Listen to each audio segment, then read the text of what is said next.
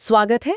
आज हम एक ऐसी कहानी पर बात करने वाले हैं जो जो सुनने में तो किसी फिल्म की स्क्रिप्ट जैसी लगती है, पर ये आज के दौर के रिश्तों की एक बहुत ही सच्ची तस्वीर दिखाती है। हमारे पास एक कहानी का सारांश है जिसका नाम है डिजिटल डिसेप्शन मैरिटल रीडक्स। तो कहानी कुछ यूं है कि गुरमेल और बेअंत हैं। शादी को 6 साल हो चुके हैं, एक छोटा बेटा भी है। बाहर से देखने पर सब कुछ ठीक लगता है, एक खुशहाल परिवार, लेकिन अंदर ही अंदर रिश्ते की वो चमक, वो स्पार्क कहीं खो गया है। गुरमेल को लगता है कि बेअंत अब बस घर और बच्चे में ही उलझी रहती है, उस पर ध्यान ही नहीं देती। और वहीं बेअंत को महसूस होता है कि गुरमेल अब पहले जैसा प्यार नहीं करता, वो कोशिशें करना बंद कर चुका है।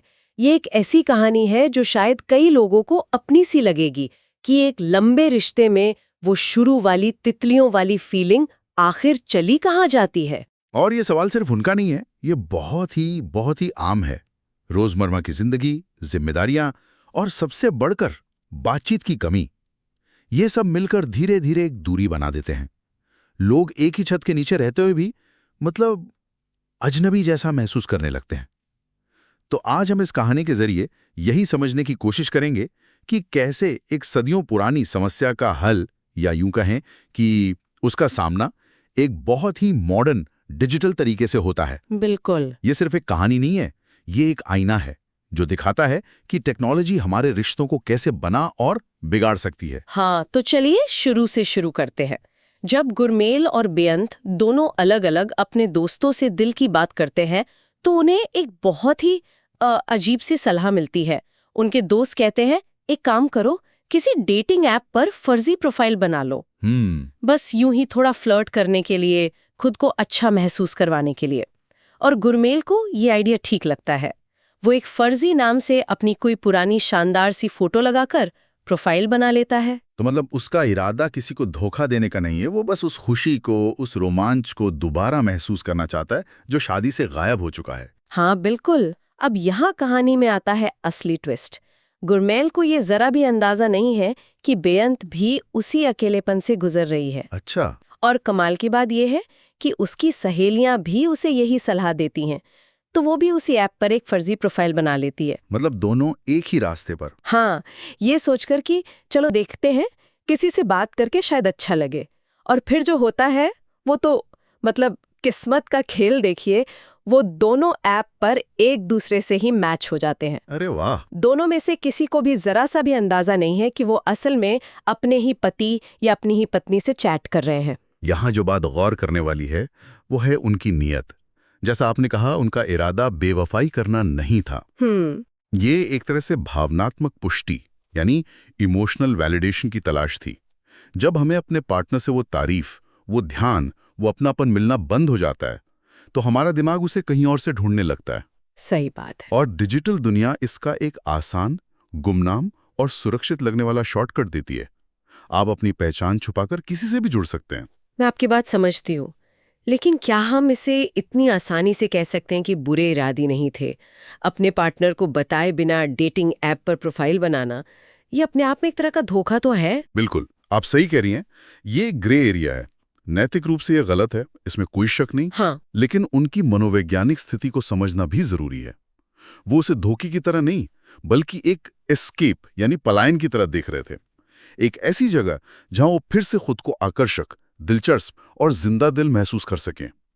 और यहीं पर कहानी का सबसे दिलचस्प विरोधाभास सामने आता है। वो क्या है? ये जो ऑनलाइन धोखा चल रहा था, वो उनकी असल जिंदगी पर एक अजीब सा लेकिन सकारात्मक असर डालने लगता है। वो कैसे? क्योंकि उन्हें ऑनलाइन किसी अजनबी से वो तारीफ और ध्यान मिल रहा होता है। वो असल जिंदगी में ज्यादा खुश और ज्यादा आत्मविश्वासी महसूस करने लगते हैं। गुरमेल घर पर ज्यादा हंसने बोलने लगता है, बेअंत भी ज्यादा सजी सवरी रहने लगती है। मतलब एक धोखा उनके रिश्ते को बेहतर बना रहा था।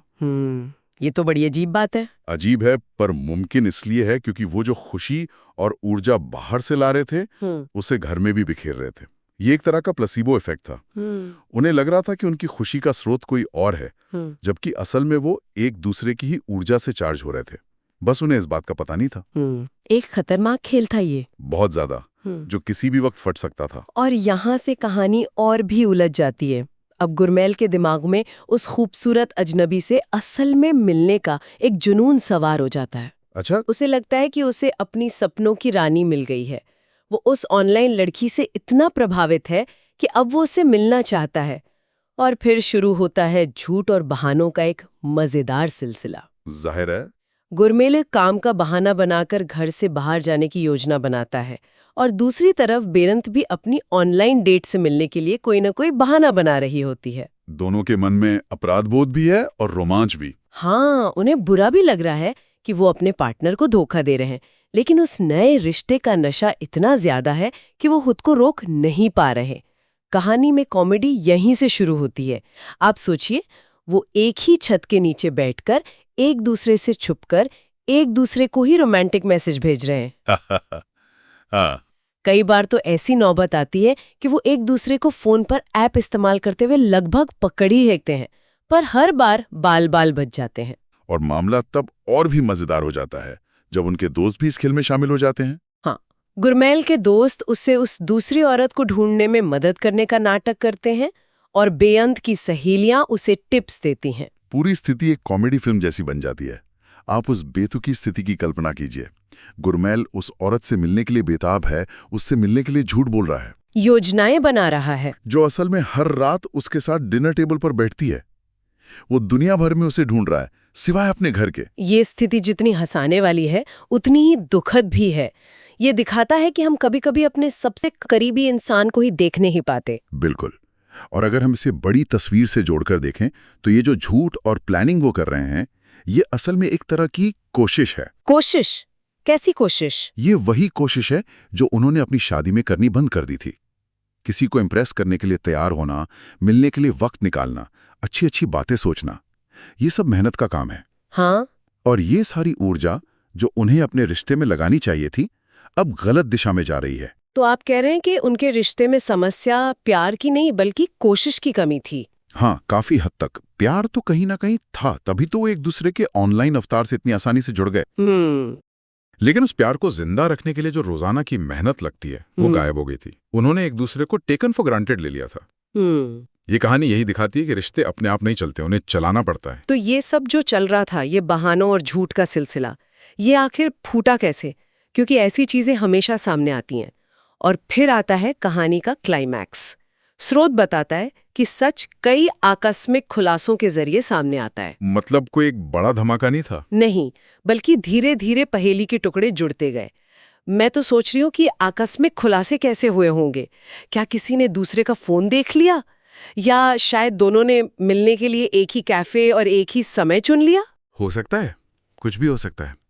आप बस उस पल की कल्पना कीजिए, वो झटका, वो हैरानी और वो यकीन ना कर पाने वाली स्थिति जब उन्हें एहसास होता है कि जिस इंसान से वो महीनों से फ्लर्ट कर रहे थे, जिसे वो अपना सोलमेट समझ रहे थे, हाँ, वो कोई और नहीं बल्कि उनका अपना जीवन साथी है।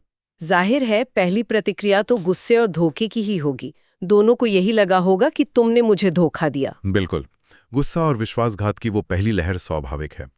लेकिन कहानी यहीं पर एक गहरा मोड़ लेती है। जब वो पहला तूफान शांत होता है तो उन्हें एक गहरी सच्चाई का एहसास होता है। मतलब? उनका ध्यान इस बात से हट जाता है कि तुमने मुझे धोखा दिया, और इस बात पर आ जाता है कि अरे, जिस इंसान से मैं इतना प्रभावित था या थी, वो तो तुम ही थे। वाह! मतलब गुस्से की जगह इस बात ने ले ली कि जिस इंसान की वो बाहर तलाश कर रहे थे वो तो घर में ही था। ठीक यही।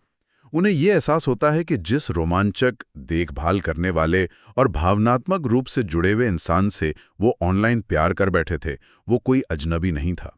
वो सारे गुण हमेशा से उनके अपने जीवन साथी के अंदर ही मौजूद थे, बस रोजमर्रा की जिंदगी के धूल के नीचे दब गए थे। ये एक आईना देखने जैसा था। हाँ। उन्हें एहसास हुआ कि समस्या उनके पार्टनर में नहीं बल्कि रिश्ते में कोशिश और ध्यान की कमी में थी। हाँ, और यही इस कहानी का सबसे शक्तिशाली हिस्सा है। उन्हें समझ आया कि वो दोनों अपने रिश्ते को उबाऊ हो जाने देने के लिए बराबर के जिम्मेदार थे। जिस रोमांच को, जिस जुड़ाव को वो बाहर खोज रहे थे, वो हमेशा उनके घर में ही मौजूद था। उन्हें बस उसे फिर से जगाने की जरूरत थी। इस एहसास ने उनके रिश्ते को तोड़ने की बजाय उसे एक नई, ज्यादा मजबूत नींव दे दी। तो कहानी का अंत काफी सकारात्मक है। ये जोड़ा फिर से एक हो जाता है, लेकिन इस बार एक नई समझ और गहराई के साथ।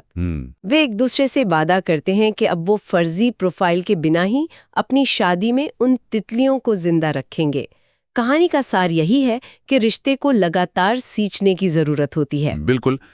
इस कहानी का अंतिम विश्लेषण यही है कि ये रिश्तों के बारे में एक सदियों पुरानी सच्चाई बताने के लिए एक बहुत ही मॉडर्न टूल यानी डेटिंग ऐप का इस्तेमाल करती है। सही बात है। ये एक ही समय में एक चेतावनी भी है और एक उम्मीद भरी कहानी भी।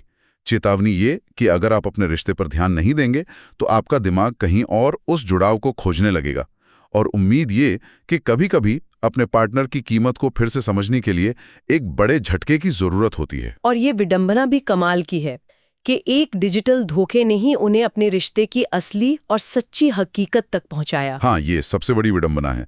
उन्होंने झूठ के रास्ते से सच तक का सफर तय किया, लेकिन ये एक जरूरी सवाल भी खड़ा करता है। क्या सवाल? ये कहानी तो खुशी-खुशी खत्म हो गई क्योंकि किस्मत से वो एक दूसरे से ही बात कर रहे थे। हाँ, ये तो है, लेकिन जरा सोचिए, अगर वो असल में किन्हीं अजनबियों से मैच हो जाते, अगर उन्हें वो भावनात्मक जुड़ाव और तारीफ किसी और से मिलती। ठीक यही मेरा सवाल है।